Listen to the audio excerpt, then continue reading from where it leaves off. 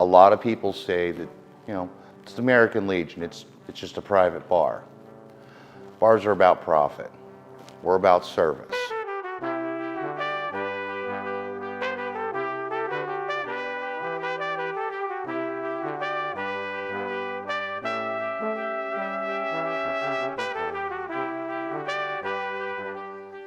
My name is Neil Cuerden. I'm the Post Commander here at Upper Chichester Memorial, Post 951. I've been the commander here for just the past 2 years. I've just been re-elected for my 3rd year, so you're kind of stuck with me for a little bit. I was a member of the Pennsylvania Army National Guard for 15 years. I was based out of the Westchester Armory when it was still in service with the 28th Infantry Division, Bravo Company, 1st 111th. Started out as an infantry unit. We were mechanized with M113s. We have a membership of about 225 active veterans. We have 4 types of members here. You have the American Legion, which is your veterans. You have the American Legion Auxiliary, which is the spouses, the daughters, the granddaughters. You have the Sons of the American Legion. That's literally, as it says, sons, grandsons. And then we have our social members, which are friends of the veterans, friends. So we're a big circle of family and friends. This post, we were chartered November 12th, 1947. So that means we're coming up on our 75th anniversary as a post. This location here, we've been here since 1973. We used to be located on Chichester Ave, right around where Rolling Glen and Sage Diner is. They lost that property.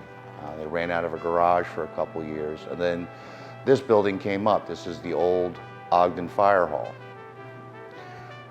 When they moved to their new location on Neiman's Creek, the building came up for sale. The members put up the money to buy the property. They got second mortgages, pulled it out of their savings. So the membership has quite literally built this post. Yep, they did it on their own. One of the hardest parts of this job, and I'm going to paraphrase, this came from 2 different bartenders in the space of about 20 years. The hardest part of this job is not behind the bar. It's watching these seats empty. We're a big family.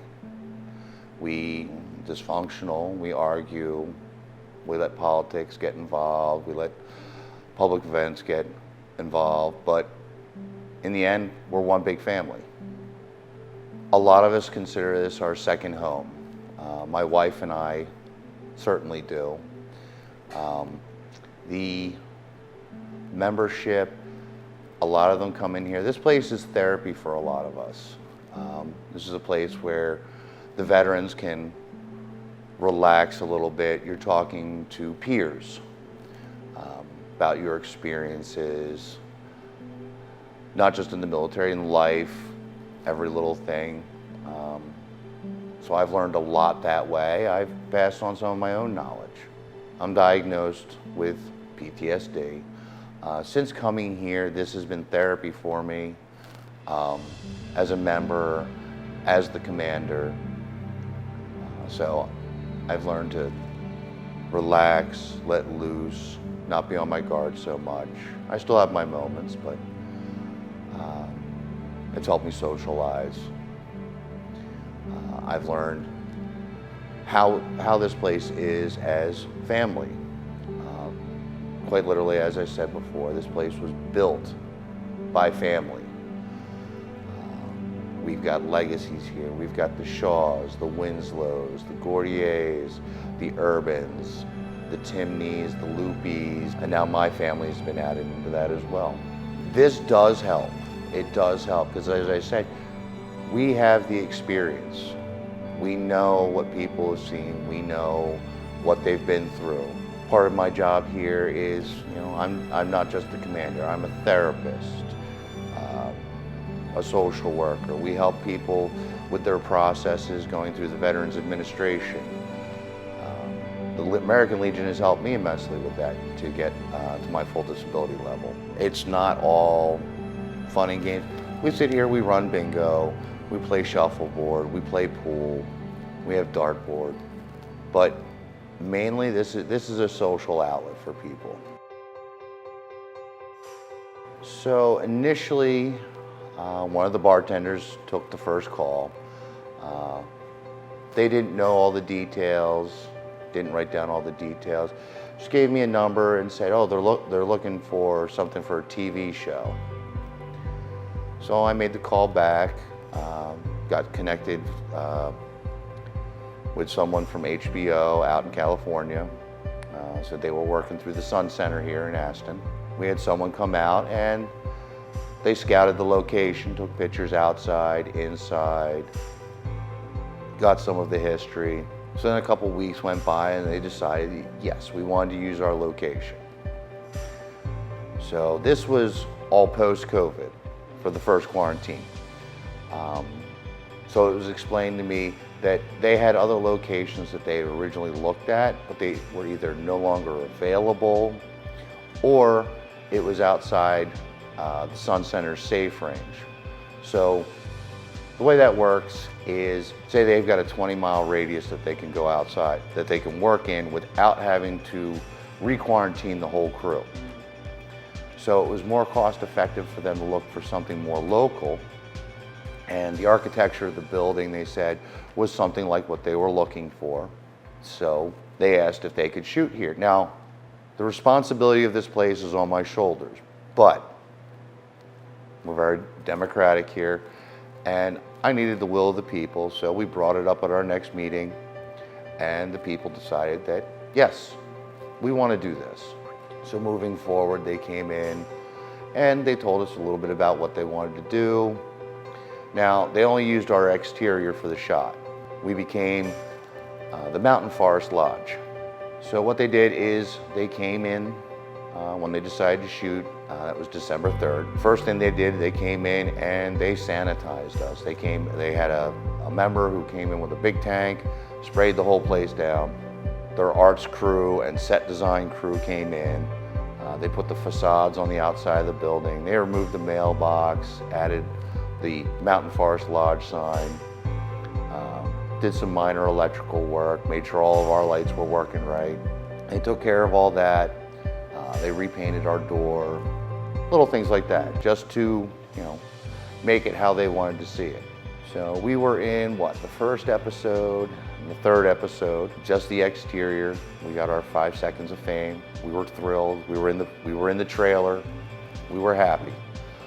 We were open the entire time. HBO had the front entrance to themselves. We let them use the downstairs as meeting and however they wanted to work it. So that was a shuffleboard night for us. We have a shuffleboard league. We have about 20 people playing. Some of them didn't make it that night because there was a lot of hoopla. Upper Chichester Police Department had shut down the road for the movie crew. As it was starting to get dusk, their lighting crew was setting up on the street. And we had about 50 people hanging around from HBO, from all their work crews, watching this. This is one of the last scenes that they filmed in the area. So there were a lot of people out there. We're in here playing shuffleboard. Business as usual. Occasional peeks out the window, looking at our security cameras, just seeing what's going on. Then they came back, they left their equipment here overnight with a security guard. They cleaned everything up, took the facades down, and that was it. After, trying to think, the show premiered, about April? We turned that into an event here. We were getting over the second quarantine and people were still scared, so we didn't have all that much business. We turned that into a viewing party. It was like one of the first, besides our shuffleboard, it was one of the first nights that this place had been packed. We sat here, we watched it on the TV, and that was our Tuesday night thing for a couple weeks. I think next month we're actually planning on binge watching it over the weekend. Do like 3 episodes one day, 4 the next. We've got a lot of support on that. Well, we don't put any expectations on the people. If they're willing to step up, volunteer. A lot of people say that, it's the American Legion, it's just a private bar. Bars are about profit. We're about service. This place is about family. During the first COVID-19 quarantine, the auxiliary prepared meals. We had about 40, 50 meals.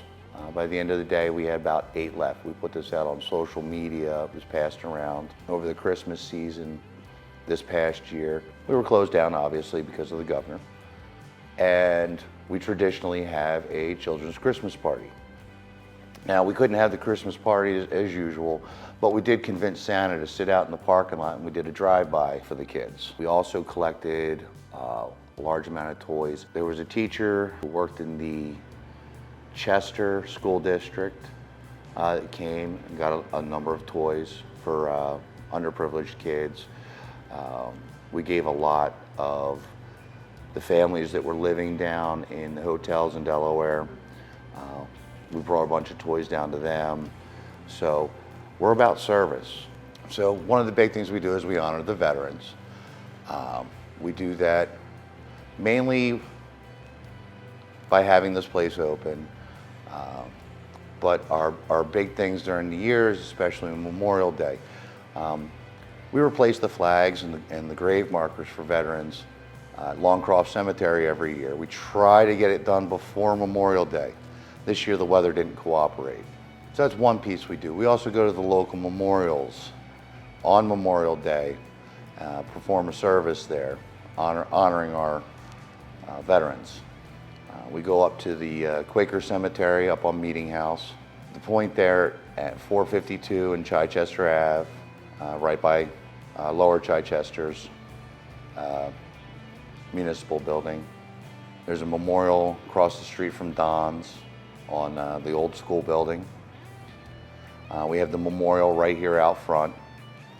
And we're waiting for the memorial to be replaced there at the corner of Meeting House and Chichester Ave. It used to be in front of the other school on Chi Ave. Once that's back in place, we'll be doing that memorial again. Trainer invites us out every year. We go to their memorial by the administration building. And we love doing that one because they bring in a large crowd, and it's like we're superstars. And then we come back here, and under normal circumstances, we have food, we run the grill, we have people in. It's a big day for us. Right now, we perform honor guards at our veterans viewings. Even if they're not a member, we will come out and we will go to a veterans viewing, provide them with an honor guard. I'm looking into the future for us to get started back up with a rifle squad so that we can perform military honors at the gravesite. We've been to a few where the regular military or other volunteers have performed the gravesite honors, but it's something we want to get back into. It just takes the people. We are a service organization. I guess when I say that, we're not operating here for a profit. As a nonprofit organization and as a veterans club, we have to give back a lot of our profits. So all our proceeds, this year alone we've donated to the Upper Chichester, Lower Chichester Police Department Scholarship Fund. We've donated to Boothwyn Fire Company because they're rebranding all of their trucks to change over to Upper Chichester Fire Department. We're big supporters of youth sports like Mickey Vernon Little League. We support our local Boy Scouts, Girl Scouts, Cub Scouts. An example of that is, we'll give them the donations, but we also help them with some of their citizenship requirements. In the fall, we'll be doing a flag retirement ceremony. All the flags that go into our brand new flag deposit box out front, we go through the ceremony, we tell the kids the significance, and we retire all these flags that people have dropped off to us or that we've collected The bar is more or less self-supporting. Um, we do have other activities that help keep us going. We have events here. We rent out our hall downstairs for small parties. We run bingo on Friday nights. We have our pull tabs, and we have our skill machines. All of that feeds into what we can donate. COVID was something that no one was prepared for. When I first stepped up to become commander 2 years ago, I had seen what the previous commanders had dealt with, what our home president had dealt with, and I had a brand new team of officers. We could do this, no problem. We had all of our previous officers mentoring us. I mean, we thought it was the hugest catastrophe when someone hit the building and we had to learn how to deal with insurance adjusters and dealing with getting a temporary wall to hold up the front of the building, start using the back door. We thought that was the hardest thing we had to deal with. And then COVID hit. We were told, we're going to shut down for 2 weeks. We checked the dates and we're like, okay, well, we made a video as we closed the gate saying, hey, we'll see you all back on April 1st. April Fool's on us. So the first couple days go by, I get a phone call that one of our longtime members was in the hospital with COVID. April 1st wasn't so funny because that was the day he passed. Not from COVID itself, but as a complication of COVID. This is one of the people that had pushed me to step up, to take over. One of the people who mentored me through some of the processes. Also gave me probably a couple $1,000s worth of legal advice for a couple beers, because that's what he did. That's what he did. I finally got to go to his memorial of life about a month ago, because obviously in the beginning of COVID, there were no burials, so he was cremated, and we put him to rest at Fort Washington National Cemetery. A couple of us went up there in uniform and provided support for the family and did our part and gave him his honors. We lost a number of people during COVID. Not very many of them to COVID, but that's the nature of this.